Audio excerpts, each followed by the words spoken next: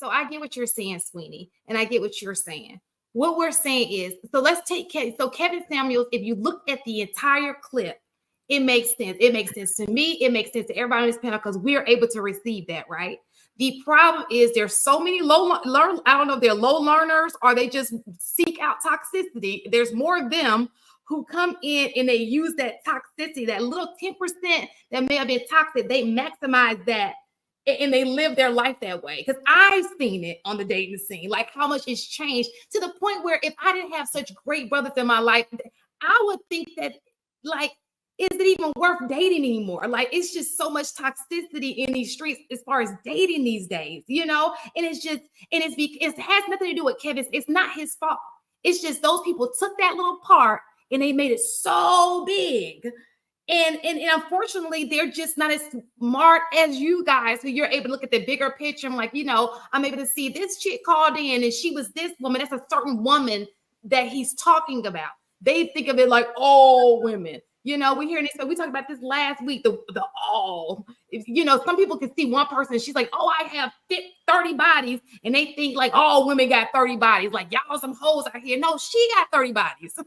Like, and so that's the problem. Let me say something, Sweeney. I want to say something to you. I want to ask you a question. For Shan, real quick, and I'll let you ask me. Go ahead. Man, do you think it's beyond the realm of possibility that some of those men have actually experienced those women, and that may have actually played a factor in the reason why they are behaving the way that they behave? Absolutely. I don't take that your experience does, but I just know that it's a lot different now, and it's not for the better. The way we're moving now is not for the better. I would agree. And so, I can't say it's because of Kevin Samuels. I can't give him that. You know, I don't know what it is, but I can say whatever happened between that time and now, whether it be YouTube streets and everybody's trying to repeat everything he's saying and they're flipping it and making it out for their own agenda, it's just not going in the right direction. That's so my question is, so y'all think? Hold on, Sweeney. So I think you answered it. Do you think? Because I think the worst thing that could have happened is for Kevin Samuels to pass away. Like that, literally, I think he was corrected to behavior. Everything up. I think Kevin Samuels still being around, like Sweeney said, he would have corrected things and he would have changed the interpretation of things. But once he passed away, everybody just took certain things from him and then turned into these stupid, evil, little dumb people. So in your opinion, Sweeney, do you think Black YouTube is fucked up because of Kevin Samuels? I wish he would have stayed alive so he can correct it, but we can't change that. He passed away, so you know, God rest dead, but him dying actually ruined every dude on YouTube. What do you think? I would disagree. I would say that I think our space was already toxic. You don't think he was making it better when he was alive? I think he was. I think his impact was a lot of things better within his space, but as far as Black YouTube and Black social media, Shade Room had 22 million followers long before he existed. And Shade Room don't be talking to people though. Shade Room just shares content. It's different. But Shade Room does. It speaks to a level of toxicity in our community that has perpetuated itself, and it kind of actually created the very women that called into a show to begin with. The way that we talk, the things that we had, the expectations that we had from social media, that shit already existed before COVID hit, and there was a magnifying glass put on it because, you know, before COVID, people was working, ain't nobody got time for that. We was doing our own thing, but when COVID hit and we all ain't had shit to do but watch YouTube and get on Instagram, we seen a lot of shit. And I think he was just a cog in the very same system. I don't think all of us are exactly who we were before COVID hit. Shade Room existed. I seen when you look at publications like The Root and the shit that they used to say about men and women, and you look at the Manosphere existed before Kevin Samuels was there, so that shit weren't as bad though. They weren't as bad. Hold on. I just want to finish what I was saying. Yeah, the reason why I brought that up is because I think a lot of people, a lot of men got more angry because they lost a father figure. So it's like they were mad that Kevin Samuels passed away. And then toxic women were happy that he passed away. And that made the men say, oh, I'm finna like avenge his death or some shit. And it made them even madder. So it's like, one, him passing away, it affected, I literally think it traumatized a lot of men on YouTube. And then to see or hear about how many women was rejoicing that he passed away, which was really disrespectful. Where they were just like, oh, I'm gonna like be Kevin Samuels and get in all y'all women's asses. Y'all gonna do that man like that.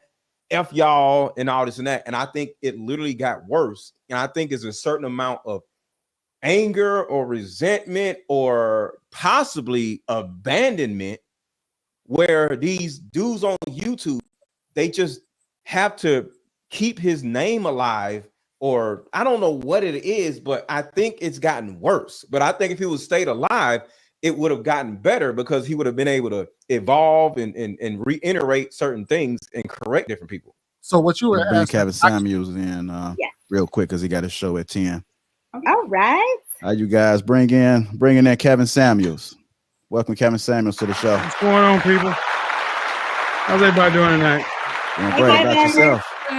No, seriously though, I've heard a lot of the back and forth, and one thing that I rarely hear from women in this conversation, whether we're talking high value, productive, competitive, successful men, or just men in general, is good faith.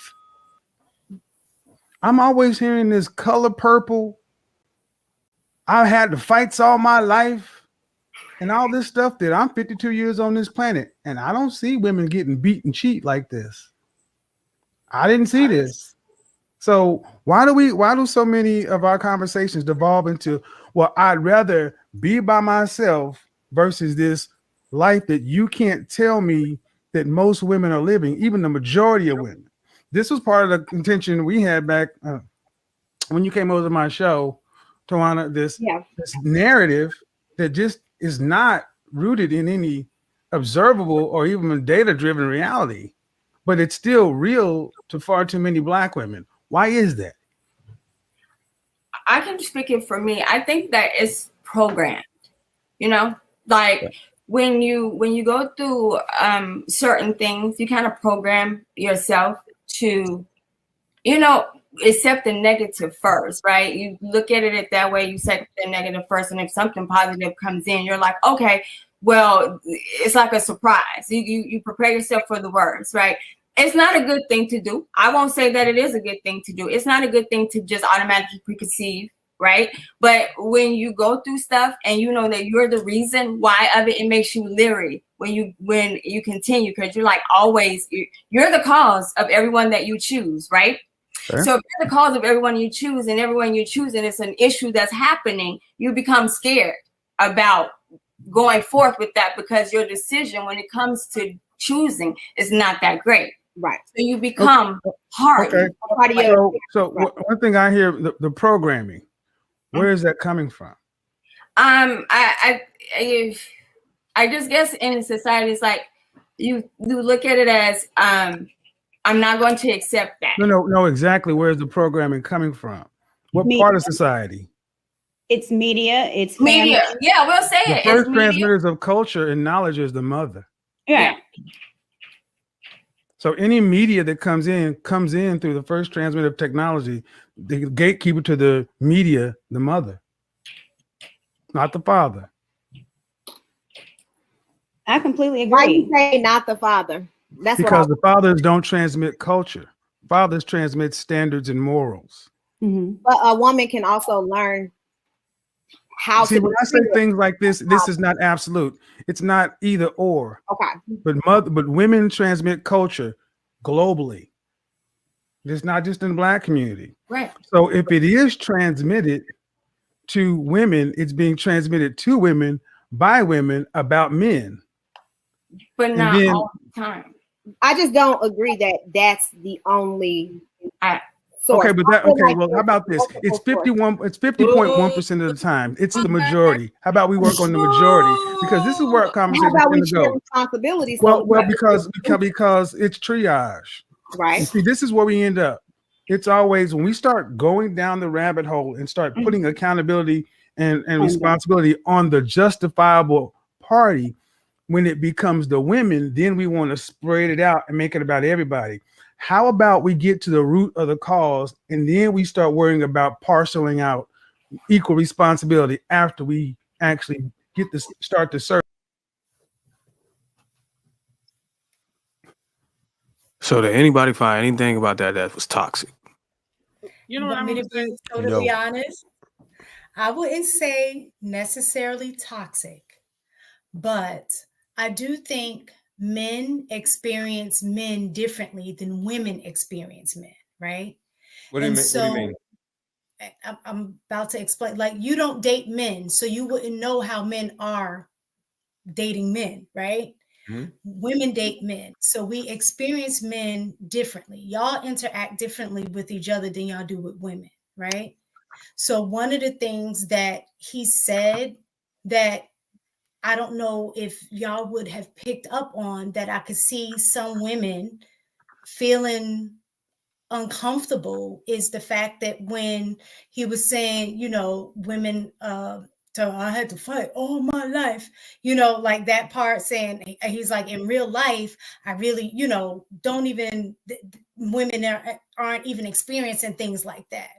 So for a woman who is experiencing domestic violence or things like that, that will be offensive, because a lot of that kind of stuff, it happens in silence. And that's what continues to perpetuate the behavior. It is a secret. The idea is you're not supposed to know that these things are going on. Sexual assault, domestic violence, all of those things occur behind closed doors, in secret, with the understanding that you're not supposed to know, right?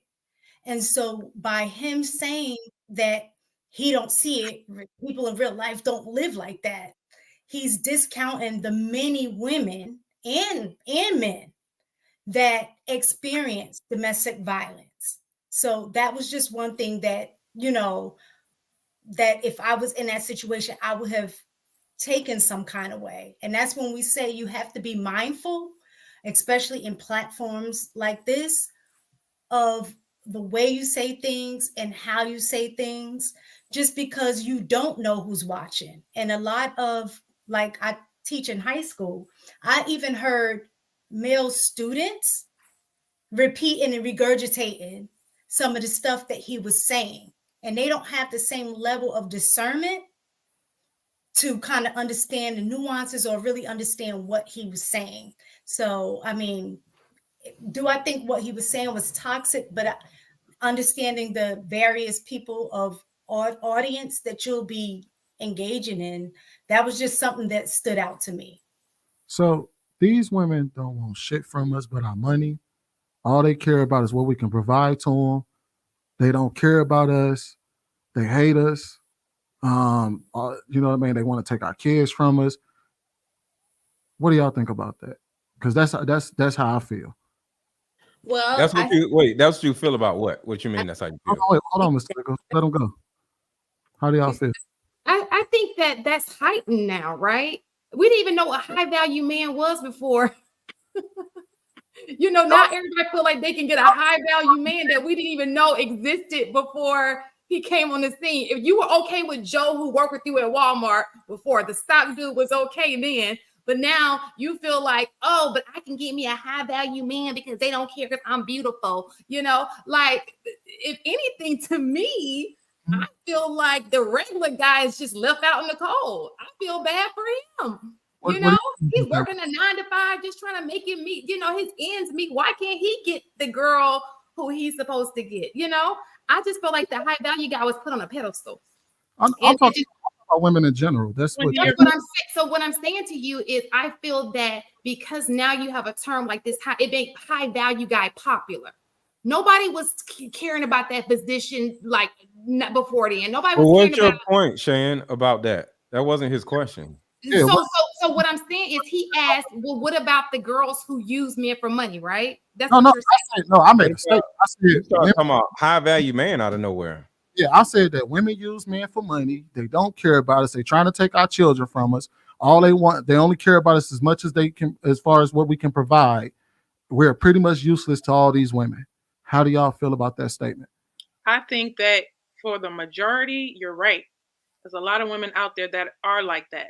Because when we try to talk sense into them, they're like, oh, you promoting struggle love. Oh, you want people for their character. What is that? You just want a broke man. I'm not here for that. I just want somebody at the finish line.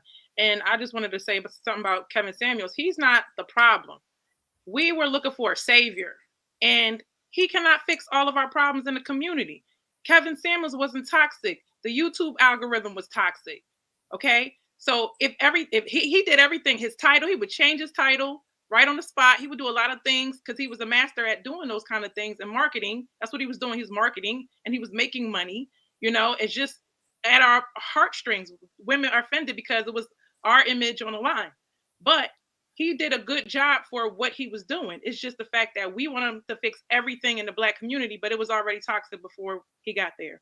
And I understand that, but that doesn't mean he didn't have an impact in a negative way as well as a positive way, which I think it was more positive than negative. What about you, Mistaken? What did you think about the statement I just made? True, false? I'm sorry, what was the statement? These women don't care about us. They only want us for our money. They only care about us for as much as we can provide. They're trying to take our children away from us. They lie, they cheat, they steal from us. They ain't worth a damn to us right now because of how they treat us. You said that was his message. I do believe that's my message. That's what I'm saying. That's your message. That's what I'm saying. I'm not saying that Kevin Samuels said any of this. That's what I'm saying. How do y'all feel about that? How do I feel?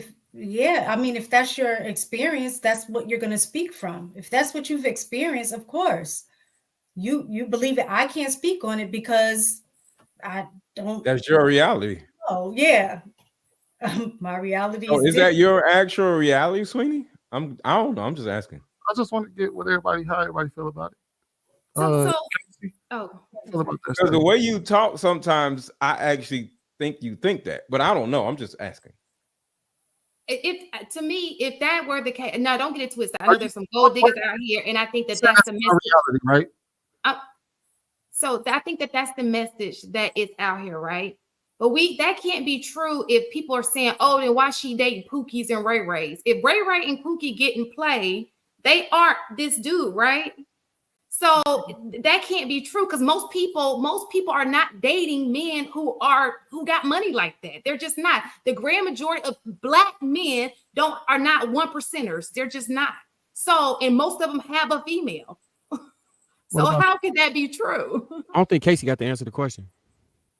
I'm trying to understand. So Sweeney, with you making the statement that you've made and then saying, ladies, how do y'all feel about that? What I hate to do this because when I see people do this on panels, I'm like, just answer the question.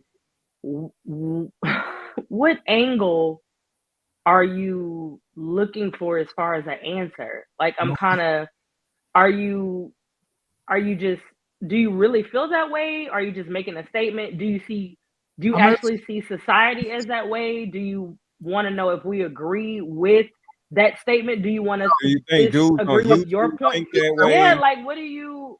I want to give us a intelligent answer. I don't just speak just to speak. Give an intelligent answer. But I want to assume that I really mean that shit. Because that's what I said. I didn't say that I was faking or lying or any of that. I made a statement about how I feel that most women are. Most? You said most women? I said these women out. Just okay, answer go ahead. the question, y'all. Say the statement. No, say the statement one more time. These women don't care about us. They only want to take our money. They only care about high value men. They don't care about us. They're taking our children from us. They don't value us unless we can provide something. They hate us. These women, this is our experience as men. This is what they're doing to us. So I believe what you're saying, if every single thing in that sentence, you actually feel that that's fact, right? I also want to say that we got to be careful because within Black YouTube or within the space, there are microphones put up to certain things and certain people that will make you believe that that's the majority when it's really not the majority of what's going on.